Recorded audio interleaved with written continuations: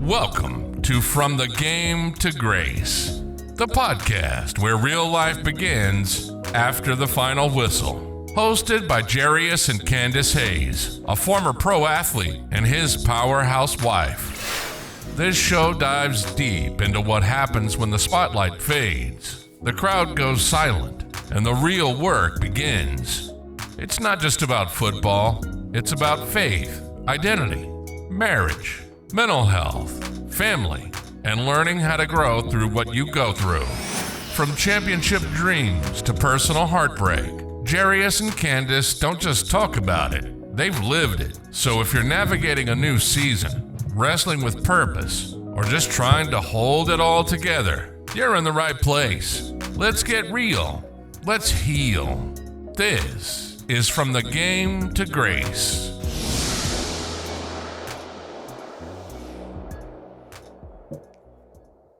Hello, hello, hello. Thank you so much for joining. I am your co-host, Candace Hayes from The Game to Grace. And of course, you don't see the host here. It's just me. And this is going to be a special episode for mothers that's married, that's not married, all different backgrounds. This is for those mothers. And this episode is going to be a little different. And so it's just me speaking. And I'm going to be speaking honestly as a mother about something that I never thought that I would share publicly. And I want to talk about what it's like to carry everything until you get to your breaking point. And thinking about how you're trying to handle it all on your own, and then realizing that you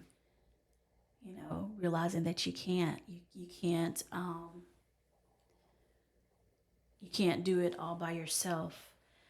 And this isn't, and I want you to hear me out, this isn't a teaching episode or an episode for likes or going viral. This is a truth-telling one where I'm being vulnerable, where I'm sharing this truthful story about my journey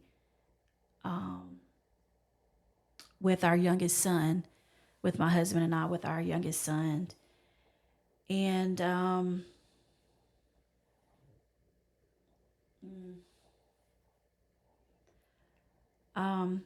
my husband and I, we have been married for 29 years, almost going on 30 years this year. And we've been through a lot. We've been through,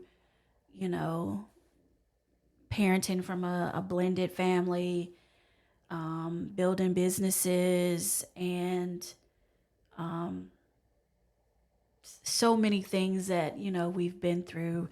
Job loss, career transitions, and so many things that we've been through. But and it's a part of motherhood that only a mother can understand. And sometimes it's, the emotional weight that I think that we carry from day to day. And it could be from, picking your kids up from school, going to the PTO meetings, going to the extracurriculum, taking them to the extracurricular activities that they have, and cooking dinner, doing other things in the community, if it's church, if it's organizations that you're a part of, and just trying to be, that mother. And you get to a point where, is it that we're doing all these things to please others, or is this something that we really need to be doing? And sometimes now that that I'm older and my all my kids are adults and they're grown now, I kind of look back at that and I kind of take a step back and kind of look at you know and you always have this thing in the back of your mind. It's like, did I do enough or did I not do enough? And so um, you can't you can't allow those things in your mind to keep wrestling with you, um, and you can't keep dwelling on it. I guess. And then I was just thinking, you know, with the situation with our youngest son, I was like, I just kind of felt alone in the journey. I didn't really know how to really express the way that I wanted to express how I was feeling as a mother, how I was feeling as a daughter, how I was feeling as an aunt, how I was feeling as a church leader. Um, but, um, and uh, what happened was this changed my life in so many ways as a woman and as a mother. And I'll just kind of go ahead and kind of walk you through this journey that I have. Um, I There was a day that I walked into a room and it was just my son and I, my youngest son and I. We were at home and I found my son um, trying to take his life. I found him gasping for air. I want I don't want to go into many details about that because I don't want to, cause any harm to anyone listening. But in that moment, everything that was in me broke. I actually kind of got it paralyzed me. I just kind of froze for a moment, and all these emotions just kind of started just flowing. And I remember, I remember literally shaking. Uh, yeah, and I had this illusion: can I fix this? And I can fix this. Can I fix it? Yeah, I can fix it. No, I can't fix this time. And as a mother, we are strong individuals. Women, just in general, are strong individuals. And we sometimes carry the weight of so many people, for so many organizations, for so many businesses, for so many companies. And the list goes on and on. But this day and at this particular time, I I it, it I literally broke, and um,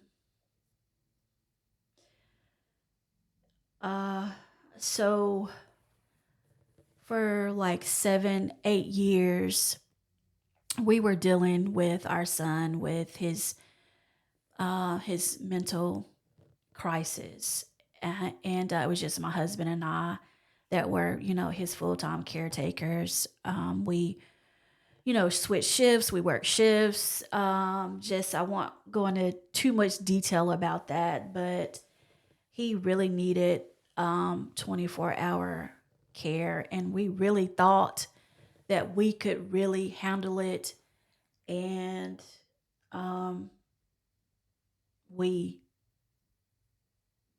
we really couldn't. So I guess I'll just kind of say that we did the best that we could of what we thought that was best for our child. And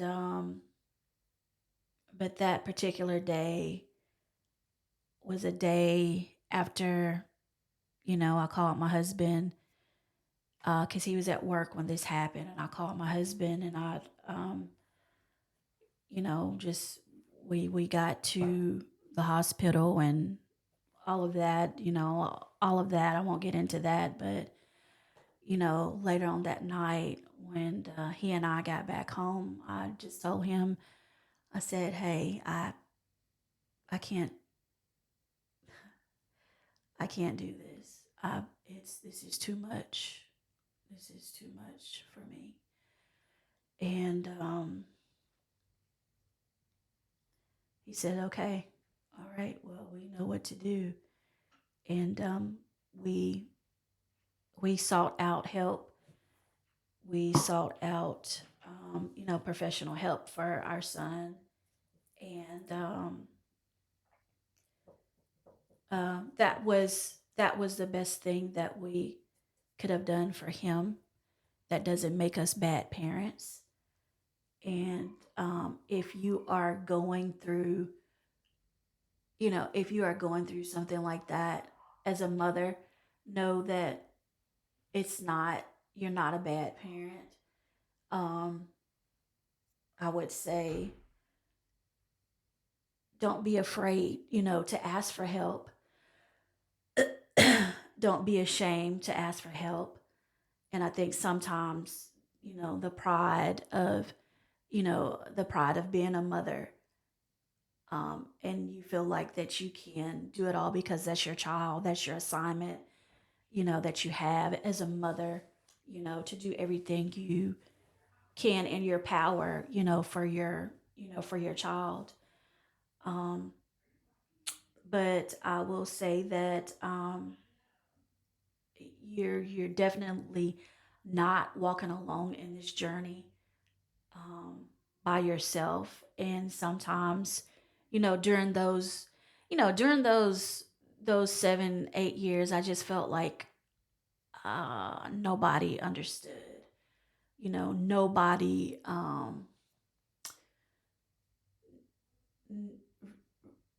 You know, yeah, I just felt like nobody understood. Nobody would kind of hear me out of what you know uh, we were going through. Now, I did have a few friends that that kind of knew. We had a few family members that knew, but um, it's kind of we were kind of held kind of captive because we wanted to, as parents, my husband and I, we wanted to, as parents, to make sure that we took care of our son. And so sometimes we couldn't go to different family functions, whether if it was a birthday or some type of celebration, or even a celebration of life, which is, a funeral. Sometimes we couldn't go to those different functions, and we really didn't want to get into detail with, the family members of that, especially if they were getting ready to, to celebrate. Who wants to hear, something like that at the moment? You don't want to be um, that that downer person, that's, has this, this, this excuse to say, well, I can't come because of this, and this. But um, uh, but really that breaking point for me was um, I couldn't handle it anymore.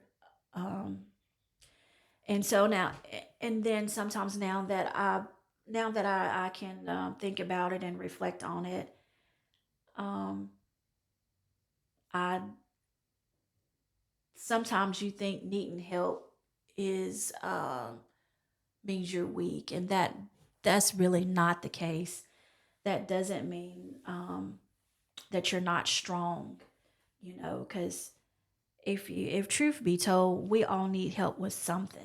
If it's you know sometimes you can't open a bottle, because sometimes the bottles, are too tight and you need, someone to open, a glass bottle for you, just little simple stuff like that.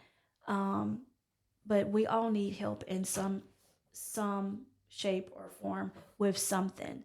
But I just and then sometimes you think it's normal, as a mother to be tired because you've done it, you've been a mother for so long, especially if you have multiple children. This is just this is just life, and I'll get rest later, or I'll have a day where I'll maybe take a nap or whatever. But um for me it was a lot went on. And now I'm kind of sitting back realizing what I um I dealt with. uh I look back and I wish I would have asked for help. I wish now that, and see, and that's why you hear me now, talking a lot about being a self-care advocate, because mentally and physically and emotionally, um, it took me to a place uh, where it really changed me, in so many ways, because I just didn't ask for help. And I just really want this message to be clear. It's okay to ask for help. It's okay to. Um, it's not a form of you being weak, or it's showing weakness. No, it's not. And I think we as mothers need to come to grips of, okay, I need help. um, I'm not going to be you know overstimulated.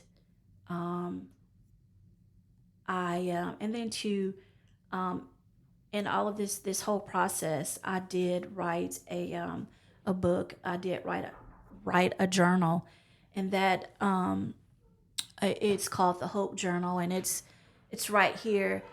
And what I did was I let's see, how can I say this?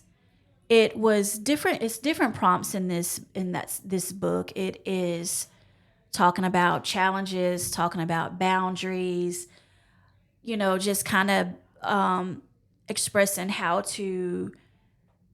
Um, this is like a safe place for for journaling. And if you know anything about journaling, you know that sometimes you need another outlet, um, as far as just other things.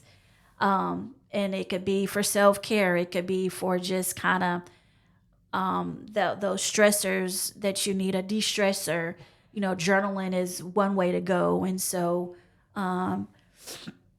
sometimes through your pain, things can come out, and things can help other people not to go through the same thing that you went through. And that's totally what my whole objective is.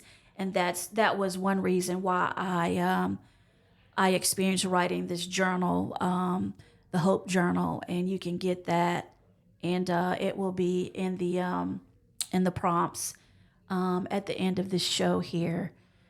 And really, what I want to convey to you as a mother, that if you're listening and something in your chest, feels tight. And if you ever smiled on the outside while breaking in the inside, I want you to know you're not weak, and that's life. And there's something that you're carrying big, and you need to release that. And I know that I did cry. I cried a many of days, and but crying is actually, you know, crying is fine. God gave us God gave us the tears to cry, and when you cry, you're releasing a safe valve in your body that releases endorphins, and you need to release those and not have those things built up inside of you, because if you allow those things to keep building inside of you, it actually affects your nervous system, and along with many other things. And I'm not an expert on that, but I just know from my own experience what it can do. I know for me, I lost a lot of my hair. I gained a lot of weight, and mentally, sometimes I would just shut down. Sometimes I wouldn't. I didn't want to talk to anybody. I just kind of wanted to just kind of be alone. And sometimes that's not the best thing for you, is to be alone. Sometimes you need to be with, someone that can lift you up, someone that can speak into your life, and that can speak life into your life, and build you up. And I'm not saying that I didn't have those people, but sometimes I just felt like they still did not understand, because they were not in the same position as I was in. And so uh and I just want this message to know that and I want to say this. You can be smiling on the outside, but losing it all on the inside and falling apart. And pretending is too expensive. And if I can say that again, pretending is too expensive. You know, um, Proving to be something that really isn't what it is, it's expensive. You know, Trying to prove something, and you're really, one way on the inside and one way on the outside. That's really pretending, and it's just too expensive. So I hope this message has helped you to understand, uh, in a few things, not to remain silent. Don't be held captive. Don't be held prison in your own mind, in your own home.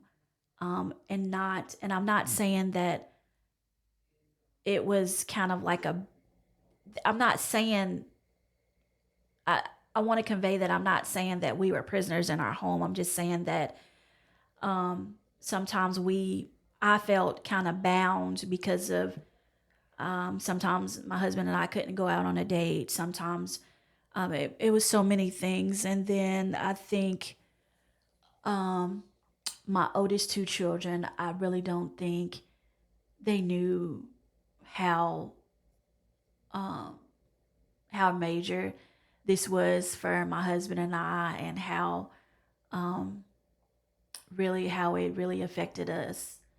And they're grown. We wanted to make sure we didn't put any extra burdens on them. They're grown. They have their own careers, and we just felt like, as parents, this is for us to do. You know, this is our call. So, but with that, you still need to talk to someone. And sometimes I think, um, you know, um, women in our culture, sometimes it's not attitudes that they have. It's just they're just overwhelmed. They just, when you sometimes we brush it off as like, man, they have an attitude. What's wrong with them? They so uptight. Yeah, sometimes women can be uptight because they're not asking for that help, because in our culture and in our society, it's been always with those cycles. You can do it. This is what you've been called to do. That's what moms do. But at the same time, if we don't be a helper, if we don't be a friend, if we don't be have that compassion and show that grace to other women, that are dealing with so much, those things will keep continually to happen. And we need to change the we need to change the outcome of that, and go back to back in the day, how they used to have, the community, how, women would help women and not look for anything in return. You know how you feel if you get overstimulated. You know how you feel. You just not like you need a break. How Calgon had this, and I was just, I don't know. I think I was I don't know, maybe I think I might have been about 9 or 10 years old or whatever. And they used to have this commercial, and it was Calgon, and it was this woman, and she was like, "Oh, Calgon, take me away," and it was a marketing piece, but it was also, where Calgon was. They had this Calgon in a box, and it was kind of like Epsom salt, and you put it in your the bathtub to kind of rest. It helped you in the tub to kind of rejuvenate or whatever. But that was, I guess, one of the first marketing tools that I looked at as a small girl, and I thought I needed that because my mom would purchase those, and she would use those and kind of get her self care time or whatever. But and I felt like I needed one, and then my mom was like, "No, this is not for little girls. This is for grown women," and blah blah. Just but we need those times, and I encourage you to take time for yourself, break away, learn how to say no, learn how to not take on more than on your plate that you can take on your plate, because sometimes that's our nature. We say, sometimes we say yes to everything. Yes, I can do it. Yes, I can do it. Yes, I can do it. And then you get to the breaking point where you can't do it, and you feel so guilty, and that should not be. So I just want to convey this, and I want to leave you with, you're still a good mother. If you can't carry it all, it's okay, and don't let anyone tell you that you're not. Um, and you're not supposed to carry everything anyway. Well, I don't know where we got that from. And you're not broken because you say that you can and you need help. You're human, and you're a human being. You're not a robot, and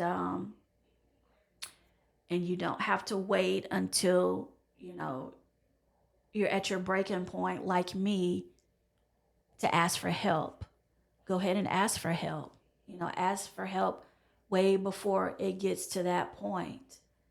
And I hope um, this can help someone. I hope it can help, you know, the people that it needs to reach.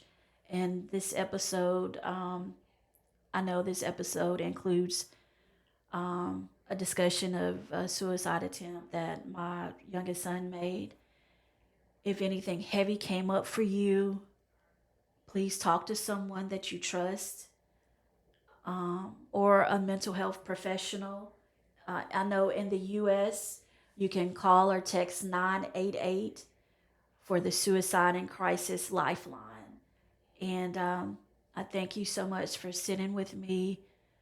And if you're in a car, riding in your car, because you're still sitting with me in this and listening to me being open, me being vulnerable with you. And I'll see you next episode. And thank you so much for tuning in from game to grace. I'm out of here. Candace Hayes. Thanks for listening to From the Game to Grace with Jarius and Candace Hayes.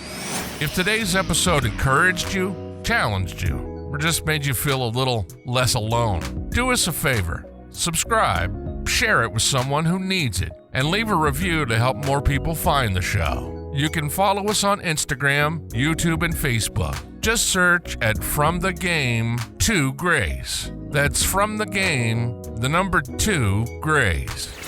Remember, no matter what you've lost or where you've been, grace is always the next play. We'll see you next time.